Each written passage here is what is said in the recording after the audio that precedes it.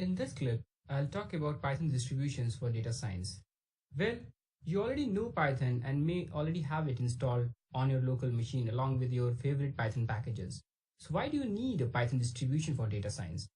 Well, typically for handling data science related tasks in Python, you have two options. The first option is that you install base Python and then install other required packages one by one. However, sometimes installing some packages could be tedious and you may encounter some issues related to packages versions or dependencies.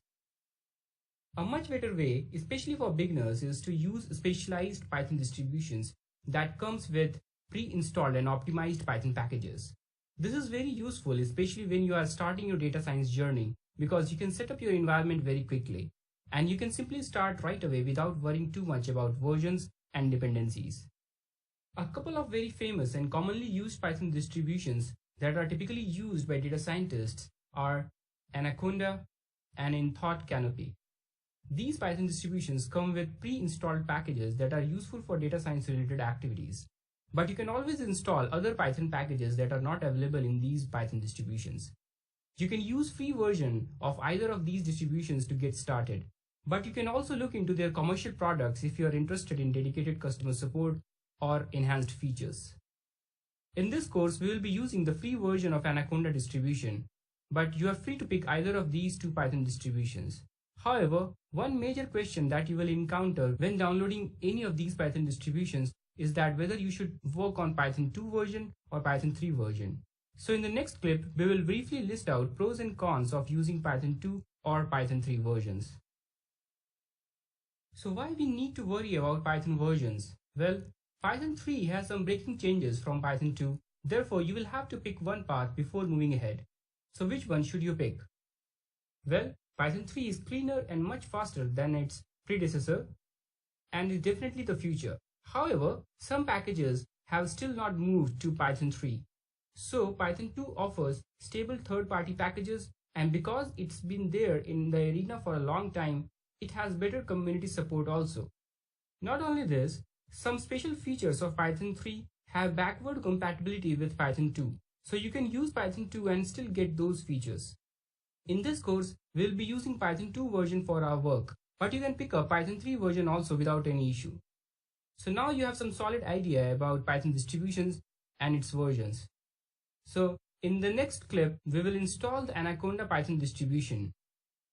In this module, we will install the Anaconda distribution on a local Windows machine. But steps are more or less similar for other operating systems as well. To install the Anaconda distribution on your local machine, you can download the installer from anaconda.com. So you can go to the download section. Here you can find installers for different operating systems such as Windows, Mac, and Linux. In this clip, we will be installing the Windows version, but you can follow the simple instructions to install Anaconda distribution based on your own operating system. So on the Windows tab, you will find installers for both Python 2 and Python 3. We will be installing the Python 2 version in this course. So let's click on the download button to download the installer. Save file. So it may take a while to download the installer. Click Next to start the installation process. Agree the license agreement. We can install only for the current user or for all users. So I'll set it up for all users. Let's give the privilege through user account control. Here you can set the installation location. I will let it as the default location. So let's click Next. Here on the advanced options screen, we want to add Anaconda to the path so that we can access the Anaconda distribution from any terminal or command prompt. So let's check this box. If you will not add Anaconda to the system paths environment variable, then you will have to use Anaconda terminal to access Anaconda. However, in this course, we will be using our own terminal. That's why we have added Anaconda to the system path environment variable. Now let's click Install to install the Anaconda distribution. It may take a while to complete the installation process, so I'll skip to the end. So now Anaconda is completely installed. Let's click next. You can also read about Anaconda Cloud and Anaconda support.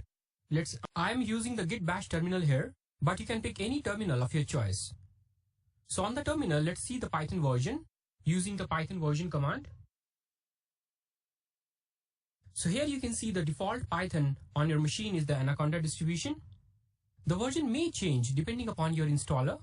Well, Anaconda distribution, as I told you, comes with several pre-installed Python packages. So let's check out the installed Python packages using the pip list command. Here we can see we have several Python packages that come with Anaconda distribution. If you are using Anaconda distribution, then you can also use the conda list command. This will also list out different Python packages in your Anaconda distribution. So now we have set up our machine. In the next clip, we will start exploring the Jupyter notebooks, which will be our working environment for rest of the course.